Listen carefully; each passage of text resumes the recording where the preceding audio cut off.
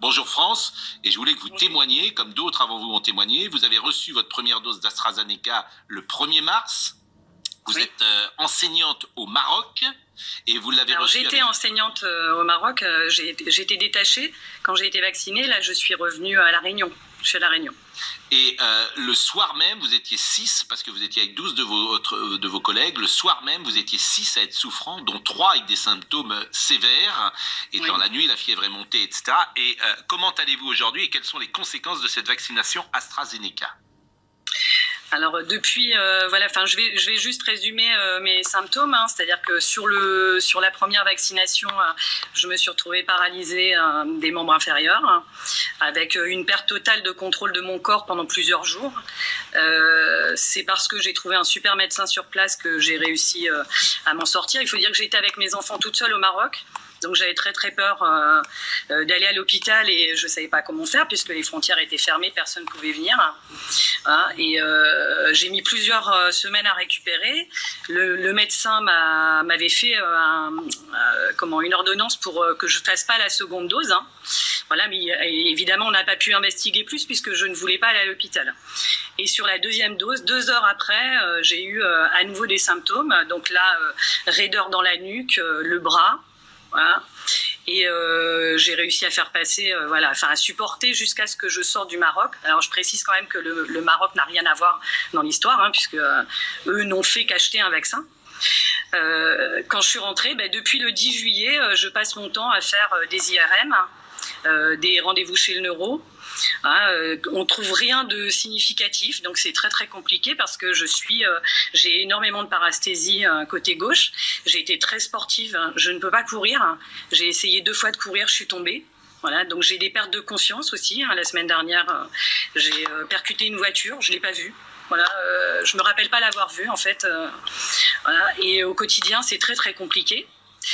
Donc après je continue à travailler bien sûr, mais je ressens en permanence, là vous voyez j'ai des fourmis en permanence sur le visage, dans le bras, dans la jambe, et on trouve pas ce que j'ai. Voilà. Alors aujourd'hui ce qui est quand même aberrant, c'est que malgré tous mes symptômes, on m'oblige, j'ai vu le médecin vendredi dernier, le médecin c'est pareil, il dit pour rien, voilà, on m'oblige à faire une 3e dose.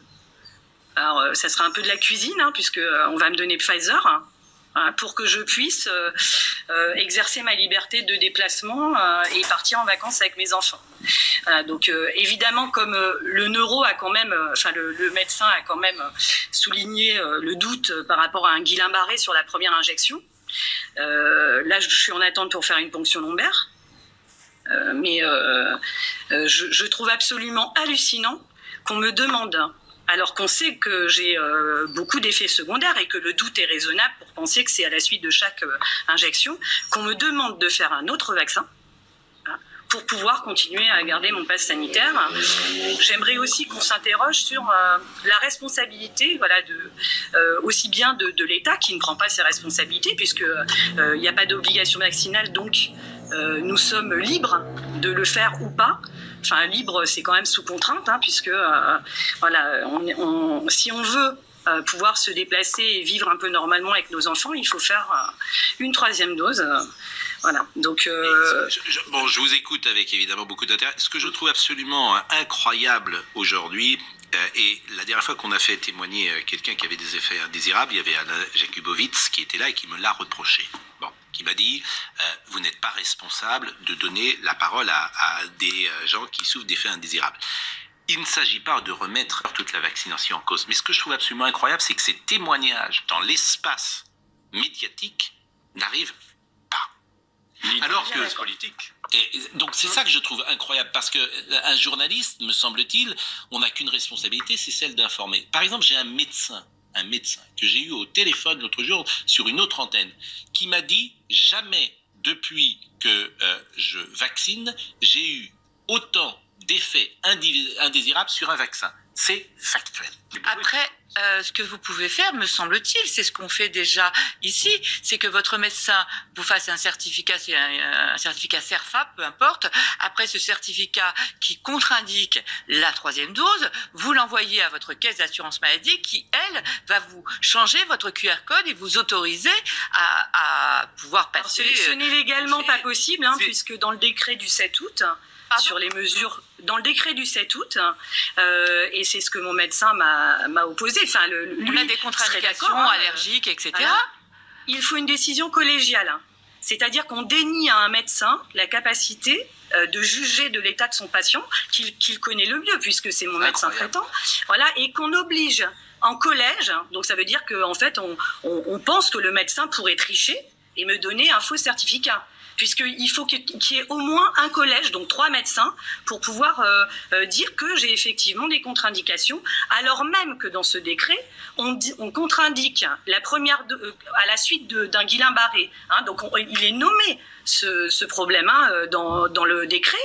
On contre-indique la 2e dose, donc l'État reconnaît implicitement qu'il y a des syndromes de Guillain-Barré à la suite de la première vaccination, mais on veut quand même que ça soit décidé en collège, voilà, pour que je puisse ne pas avoir la 3e dose. Alors, comme dit Pascal Praud, c'est pour ça que je le remercie de me donner cet espace de parole.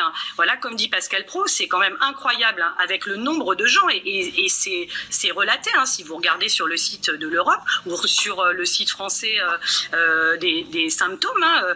Il y a aujourd'hui en Europe, il y a 3 788 000 personnes qui ont des effets indésirables. Donc ces personnes sont quantité négligeable. Bon, merci en tout cas de votre témoignage, mais sur ce collège, il peut se mettre en place, quand même pour qu'il n'y ait pas la 3e dose. Parce que ce que dit Brigitte est juste, ce collège, il va se mettre en place, j'imagine. Oui, mais certainement pas avant le 15 janvier, date à laquelle mon pass sanitaire sera annulé. Merci France.